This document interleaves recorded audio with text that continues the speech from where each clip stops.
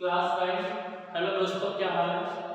आज हम चैप्टर पढ़ेंगे क्लास 9 से related structure of atom. Structure of atom के अंदर हमारा टॉपिक है atomic theory of Dalton. Dalton की परमाणु सिद्धांत। डाल्टन ने परमाणु के बारे में क्या क्या बात बताई थी, एटम्स के बारे में क्या क्या बताया, और ये प्रपोज्ड इन 1803 यानी कि 1803 के अंदर ये थ्योरी दी गई थी डाल्टन ने। तो उनका पहला पॉइंट था कि every matter is made up small tiny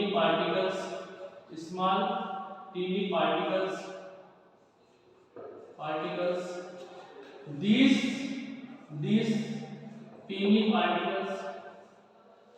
teeny particles called atom। यानी कि कोई भी एवरी मैटर्स, प्रत्येक पदार्थ छोटे छोटे पार्टिकल्स से मिलकर बना होता है, टीनी पार्टिकल्स से मिलकर बना होता है। They are called atoms. यानी कि कोई भी पदार्थ का सबसे जो छोटा पार्टिकल है वो एटम है। सेकेंड, उन्होंने क्या कहा कि same elements have similar atomic size। यानी कि एक ही एलिमेंट की जो एटम्स होते हैं उनकी साइज सेम होती है, but different elements of atoms have different atomic size। यानी कि अलग अलग जो एलिमेंट्स होते हैं उनकी एटम्स की साइज डिफरेंट होती है, और सेम एलिमेंट्स होते हैं उनकी एटॉमिक साइज सेम होती है। और केमिकली दृष्टि से chemically same atoms of element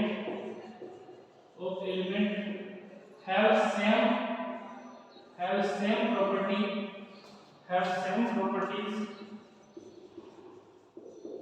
but different atoms of elements have different properties। यानी कि सेम एलिमेंट्स के जो अगर एटम्स होते हैं वो केमिकल दृष्टि से, रासायनिक दृष्टि से भी सेम एलिमेंट्स के समान होते हैं, जबकि डिफरेंट एलिमेंट्स के जो एटम्स होते हैं केमिकल दृष्टि से भी अलग अलग होते हैं। थर्ड पॉइंट दिया कि एटम्स टू और more then same elements of atoms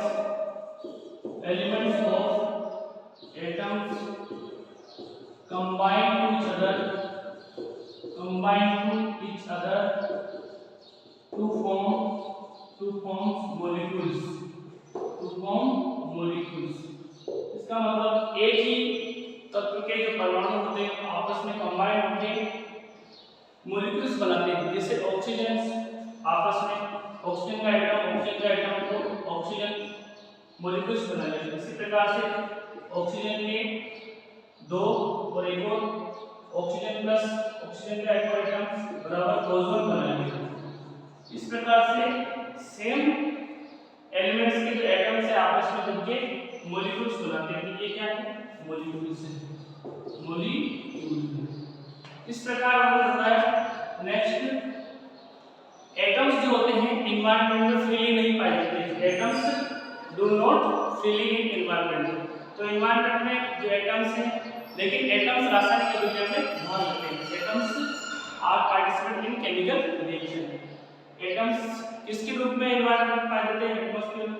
तो एटम्स मॉलिक्यूल्स के रूप में पाए जाते हैं। तो यानी 2 और more than 2 atoms, same atoms of elements या same elements equal atoms consist to each other to make molecule. तो एटम्स फ्रीली एनवायरनमेंट में नहीं पाया जाता है, वो आपस में दूसरे एटम्स के साथ, सेम एलिमेंट्स के दूसरे एटम के साथ जब आपस में कंबाइन होता है तो वो मॉलिक्यूल्स के रूप में एनवायरनमेंट में फ्रीली पाया जाता है। जैसे ऑक्सीजन एनवायरनमेंट में पाई जाती है, इसी प्रकार ओजोन गैस एनवायरनमेंट में फ्रीली पाई जाती है। फिर चौथा पॉइंट उन्होंने बताया है कि डिफरेंट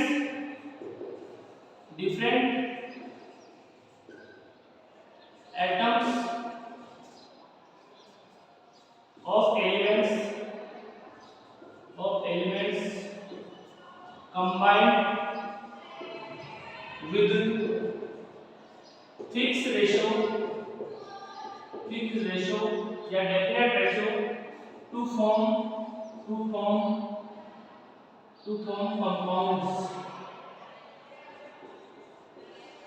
यानी कि अलग अलग तत्व के जो परमाणु हैं आपस में एक निर्धारित रेशो में, फिक्स रेशो में जो आपस में जुड़ते हैं तो कंपाउंड्स का निर्माण करते हैं। फॉर एग्जांपल्स अगर अपन देखते हैं सोडियम का परमाणु और क्लोरीन का एक कंपाउंड बन गया, सोडियम एक और क्लोरीन एक कंपाउंड बन गया। इसी प्रकार से ये एग्जांपल्स ऑफ कंपाउंड, ठीक इसी प्रकार से Na2SO4, इसमें सोडियम के दो एटम्स हैं, सल्फर का एक, ऑक्सीजन के चार, तो सोडियम सल्फेट बन गया। इसी प्रकार से H2SO4 में हाइड्रोजन के दो, सल्फर का एक, ऑक्सीजन के चार, सल्फ्यूरिक एसिड बन गया। इसी प्रकार से अमोनियम क्लोराइड NH4Cl, ये भी एक प्रकार का ये भी कंपाउंड से या यूनिट है। एक बार रिपीट कर देते हैं चारों पॉइंट को। प्रत्येक जो पदार्थ होता है छोटे छोटे पार्टिकल्स से मिलकर बनता है, छोटे छोटे पार्टिकल्स को एटम्स कहते हैं और एटम्स फ्रीली एनवायरनमेंट में नहीं पाए जाते हैं, ये रासायनिक प्रक्रिया में भाग लेते हैं। तो atoms are not freely found in environment, they participate in chemical reaction. ये किसके रूप में एनवायरनमेंट में पाए जाते हैं? तो एटम्स मॉलिक्यूल्स के रूप में एनवायरनमेंट में पाए जाते हैं। सेम एटम एलिमेंट्स के जो एटम्स होते हैं वो साइड में सेम होते हैं, लेकिन डिफरेंट एटम्स के जो एलिमेंट्स के एटम होते हैं डिफरेंट साइड में होते हैं। इसके बाद अलग अलग जो एटम्स के जो एलिमेंट्स होते हैं साइड में डिफरेंस होते हैं, केमिकल प्रॉपर्टीज में भी डिफरेंस होते हैं। और जब टू और more then two elements of atoms, same elements of atoms आपस में कंबाइन करेंगे तो मॉलिक्यूल्स बनाते हैं।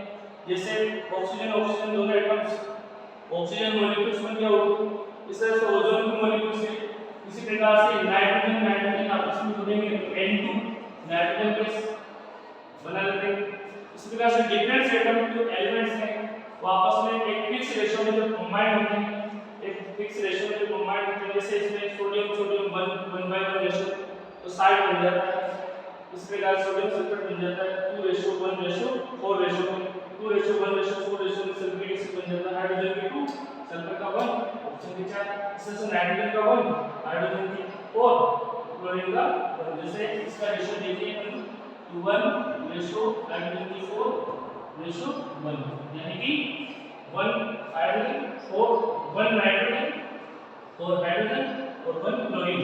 इस प्रकार से अमोनियम क्लोराइड बन जाता है। तो ये एटॉमिक थ्योरी दी गई डाल्टन द्वारा 1803 के अंदर, 1803 के अंदर, और उन्होंने बताया एटम्स के बारे में। I hope you understand about Dalton theory. Thank you. अगर अच्छा लगे सब्सक्राइब कीजिए, लाइक कीजिए, शेयर कीजिए। धन्यवाद।